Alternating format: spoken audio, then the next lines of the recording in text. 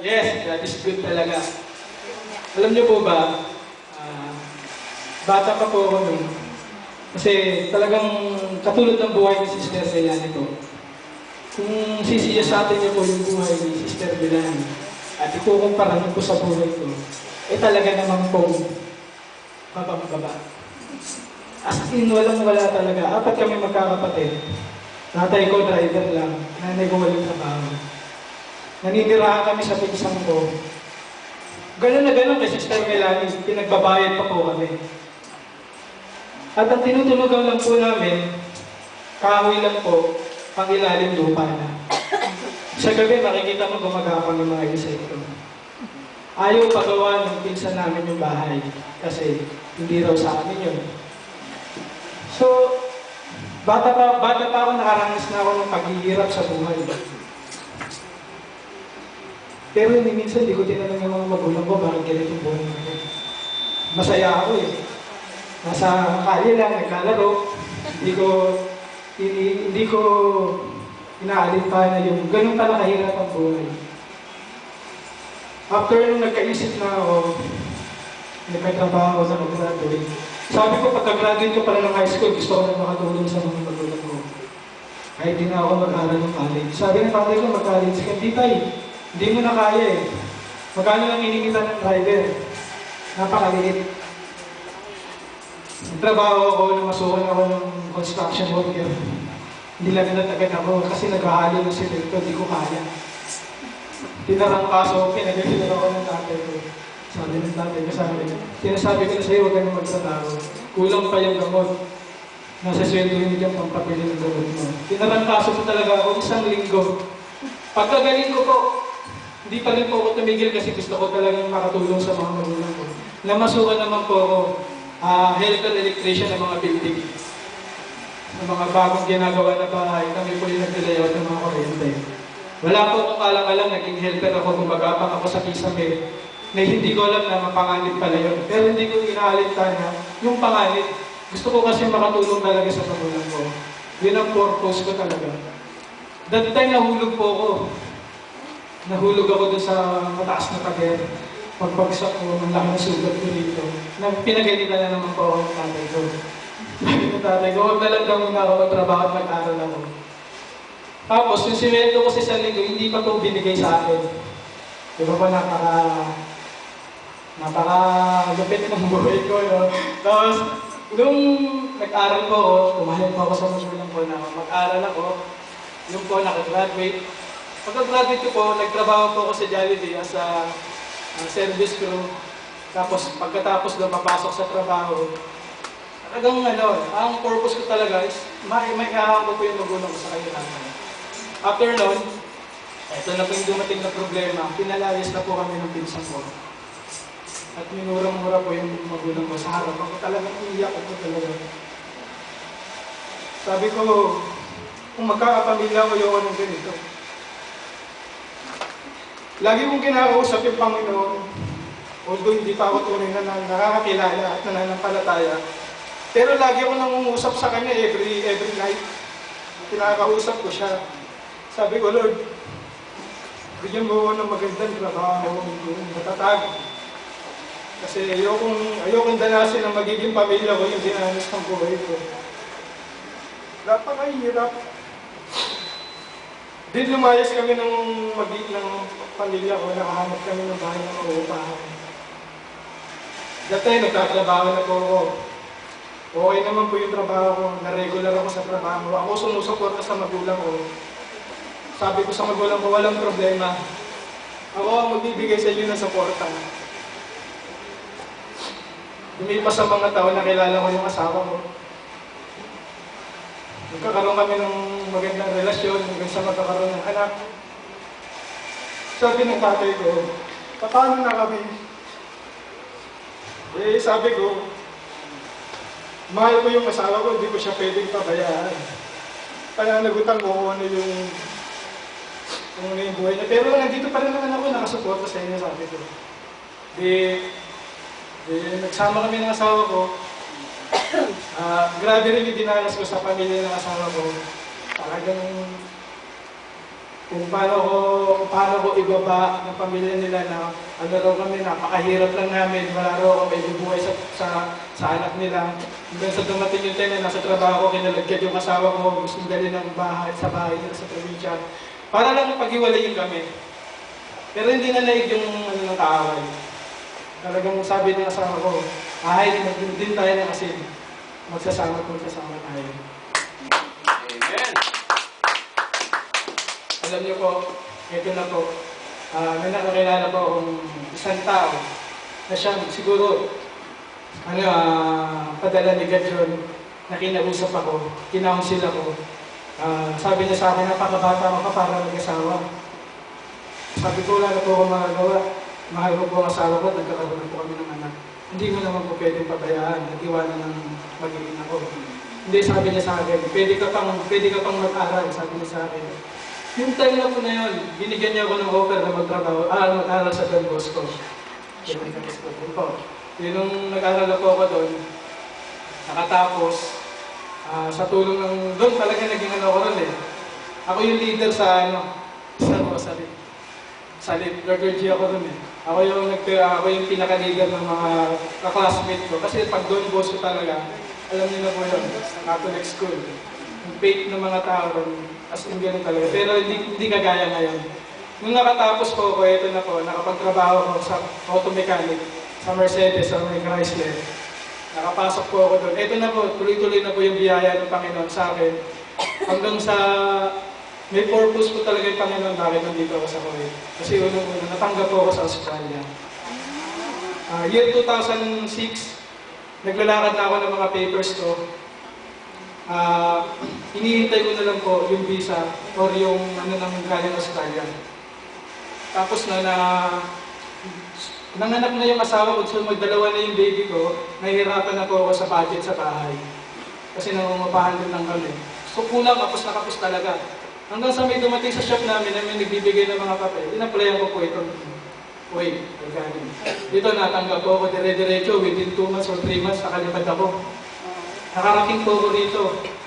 Pagdating ko rito, talagang grabe rin yung mga pagsubok na dumating. Tapos after 3 months, tumawag na po yung Australia sa amin. Nasabi sa akin, nasa na na, inaantay ka ng employer. Sabi ko, paano hindi ako nakakamali kasi nakapirma na ako ng kontrata. So nandun talaga yung opportunity sana na nasa Australia na ako. Sana nandun na yung pamilya ko. Pero may purpose yung Panginoon eh. Bakit ako nandito? Kasi unang-una ginamit sila tatay para makakilala ako doon sa accommodation. That time, dinataguan ko pa yun sila tatay. Pupunta lang ako rin para kakain. Sabi ko sa kasama ko, punta tayo doon, tara, may pagkain, nilitera so kasi sila tatay. Diba? Yung pala, si Bro Nyok, sabi niya sa akin, marunong ka mag-gitara. Gamitin mo yan sa gawain sa Panginoon. Tinuturuan ka ako ni Bro Nyok that time. Bro Randy nandun. Kung makikita niyo ako noon that time, talagang yung buhay ko talaga makamundo. Sabihin natin makamundo. Pero yung faith ko sa Panginoon nandun pa rin. Nakakausap ko siya gabi-gabi. Ang gulo! Pagdating ko rito, puro away kami ng pamilya ko. Ang asawa ko. Puro away. Mag-usap kami sa internet, away lagi. Tapos ito na yung nakakilala ko sa tatay. Dinala ko rito. Nandun na yung kapag naging nabago talaga yung buhay. Nagkakaroon ng kapayapaan. Nabago ko talaga.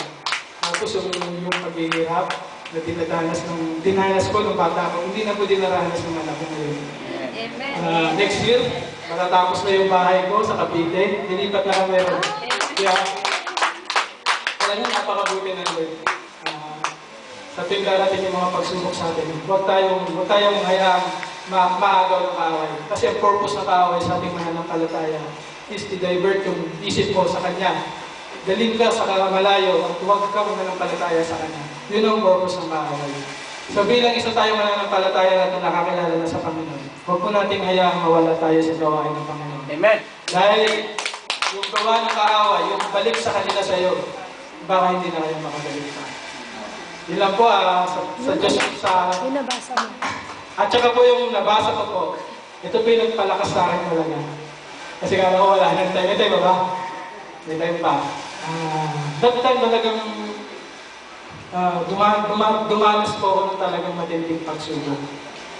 Which is talaga nalalanasan po ng mga Kristiyano. Pero yung naranasan ko, grabe talaga. As in, halos parang ibaba ko yung sarili ko sa mga pagsubok na ito.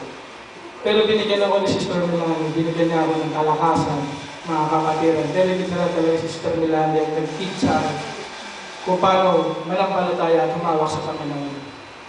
Binigyan niya ako ng babasahin na isang testimony ni Manuel.